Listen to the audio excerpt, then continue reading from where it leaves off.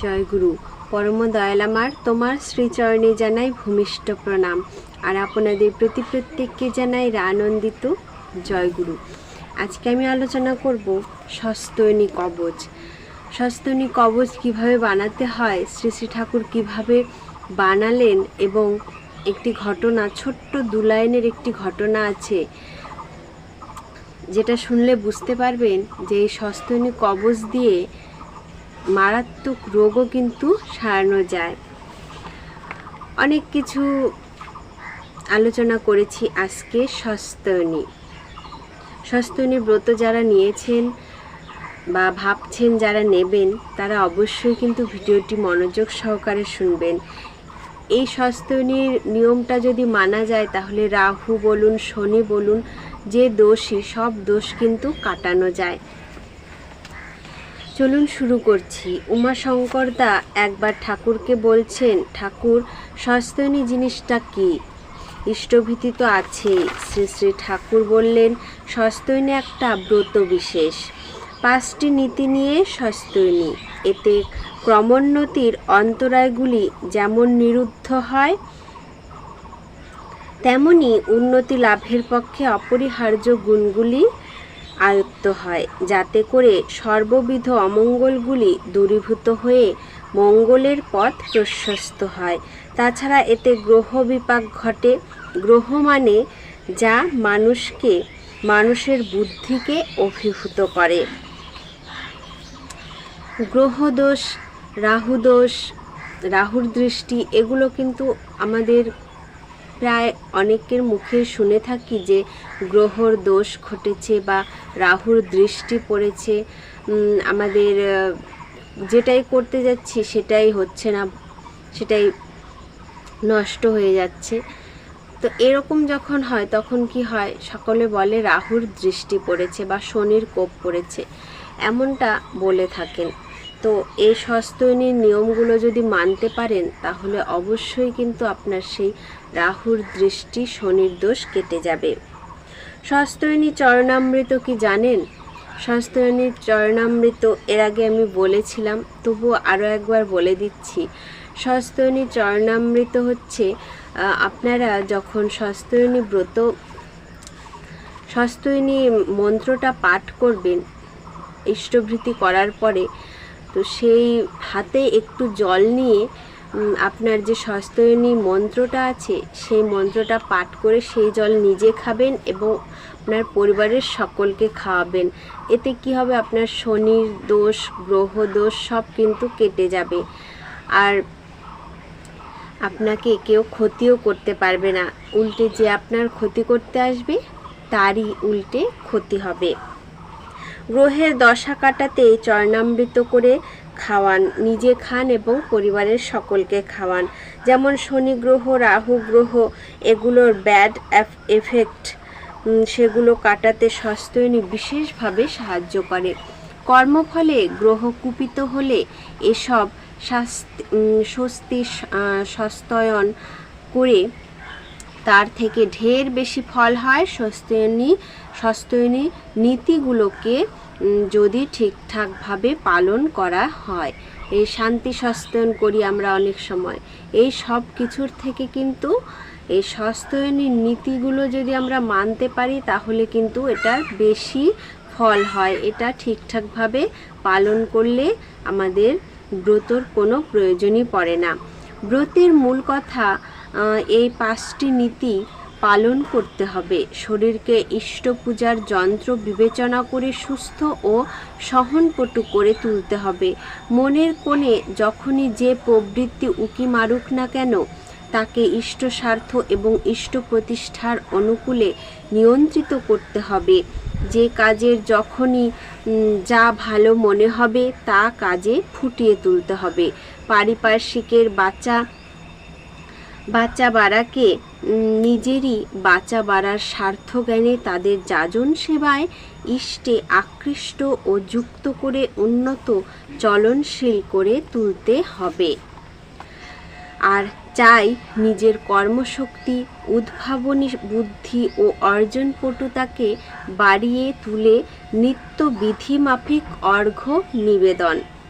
এই সবগুলি আচরণ করলে তবেই সস্তনী পালন করা হলো। সূর্যের যেমন রোজই সংক্রমণ হচ্ছে, একটা এলাকা থেকে যখন অন্য এলাকায় যায় তখন তাকে বলে সংক্রান্তি।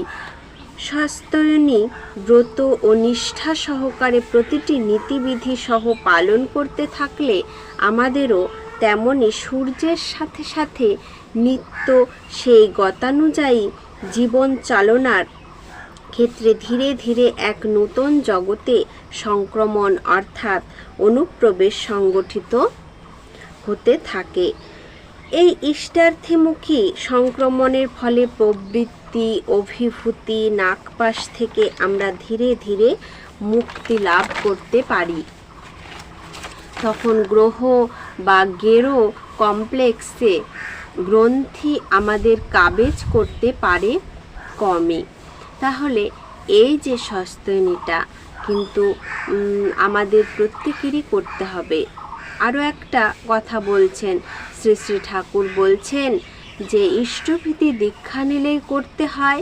দীক্ষাকে চেতন রাখার জন্য, লিভিং অর্থাৎ জীবন্ত রাখবার জন্য যজন যজন ইষ্টভীতি অস্তিত্বকে ধরে রাখে। আরোতর বর্ধনার জন্য সস্তনী ব্রত গ্রহণ ও পালন করতে হয়। এই হলো কথা। আদত কথা হলো ইষ্টের বাস্তব পূরণ আমাদের জীবনের প্রথম ও প্রধান করণীয়। তার উপর প্রাণীর টান না গজালে আমাদের ভিতরের সত্তা প্রকৃত উন্নতি লাভ করে না। তার জন্য করতে করতে তার উপরে টান গজায়। তাই নিষ্ঠা সহকারে এই 5টি নীতি পালন করা লাগে। প্রতি মাসে 3 টাকা অর্ঘ্য ইষ্ট সকাশে নিবেদন করে সারা মাসে নিবেদিত অর্ঘ্যের বাদ বাকিটা সস্তনীর উদ্বৃত্ত হিসাবে রেখে দিতে হয়। সেটা জমতে জমতে একটা বিরাট তহবিল হয়ে যায়। তা দিয়ে ইষ্টস্তর স্থাবর সম্পত্তি করতে হয়। তুমি সেবায়িত হিসাবে প্রতি বছর এই সম্পত্তির আয়ের 1/5 নিতে পারো, আর তার 4/5 উপর অধিকার শুধু ইষ্টের। তাহলে এই নিয়মগুলি যদি আমরা ঠিকভাবে পালন করতে পারি তাহলে কিন্তু আমাদের রাহুর দোষ, শনির দোষ কিছুই ঘটবে না। তো এটা নিয়ম বললাম। এবার আসবো যে সস্তনী কবচ, সেটা নিলে কি হয়, সস্তনী কবচ নিলে কি হতে পারে। কত মারণ ব্যাধিও যে সেরে গেছে সেটা এই 2 লাইন আছে আলোচনা প্রসঙ্গের 13তম খণ্ডের 16 পৃষ্ঠাতে আছে 2 লাইন। আপনারা অবশ্যই একটু দেখে নেবেন যদি কারো কাছে বই থেকে থাকে। শরৎ হালদারদা বলছেন সস্তনী কবচ দিলে কি হয় সে সম্পর্কে বলছে। কিন্তু ক্যান্সার কি সারে না? এর কি ওষুধ নেই? একজন রোগীর জন্য আপনি সস্তনী পূজার ফুল দিয়ে কবচ করে দিতে বলেছিলেন আমাকে। তার রোগ কিন্তু অদ্ভুতভাবে সেরে গিয়েছিল। তাহলে সস্তনী করার পর সস্তনীর ফুলটা দিয়ে তাবিজ ভরেছিলেন, আর সেই ক্যান্সার রোগীও কিন্তু সেরে উঠেছিল অদ্ভুতভাবে। তার উত্তরে শ্রী শ্রী ঠাকুর বলেছিলেন, এটা তো আমার হাতের মধ্যে নয়। যে এসেছিল তাকে দেখেই তখন হয়তো ওই কথা মনে হয়েছিল। ক্যান্সারের ওষুধ বের করার জন্য নানা জায়গায় নানা ওষুধ নানাভাবে চেষ্টা হচ্ছে শুনতে পাই। এর ওষুধ বের হওয়া একান্ত দরকার। দেখা যাক পরম পিতার দয়ায় কি হয়। তাহলে সস্তনী কবচের যে কতটা গুণাগুণ বুঝতে পারলেন।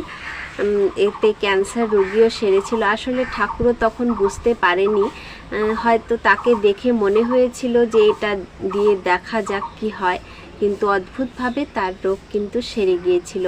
তাই বিশ্বাসের উপরে আমাদের সকলের ভরসা রাখতে হবে, আর বিশ্বাস থেকে কিন্তু অনেক কিছু হয়ে যায়। বিশ্বাস যদি আমরা ঠাকুরের উপর রাখি তাহলে দেখবেন কঠিন থেকে কঠিনতর রোগও সেরে যাবে। তাহলে নিশ্চয়ই বুঝতে পারলেন কি নিয়ম পালন করলে, এই স্বস্তিয়নী নিয়ম পালন করলে কিন্তু আমাদের শনি রাহুর দোষ থেকে আমরা রেহাই পাই। আর অনেকে ভাবেন স্বস্তিয়নীটা অনেক কঠিন কাজ, নিরামিষ খেতে হয়। তবে হ্যাঁ, আগে থেকে অনেকটা প্র্যাকটিস করেই কিন্তু স্বস্তিয়নী ব্রতটা গ্রহণ করবেন, কারণ নেওয়ার পরে ভাববেন না যে আমি হয়তো ভুল করেছি, এটা যেন না ভাবেন। আজকের আলোচনা প্রসঙ্গ এই পর্যন্তই। আবারও আসবো নতুন কোনো আলোচনা নিয়ে। আপনারা সকলে ভালো থাকবেন, সুস্থ থাকবেন। জয় গুরু।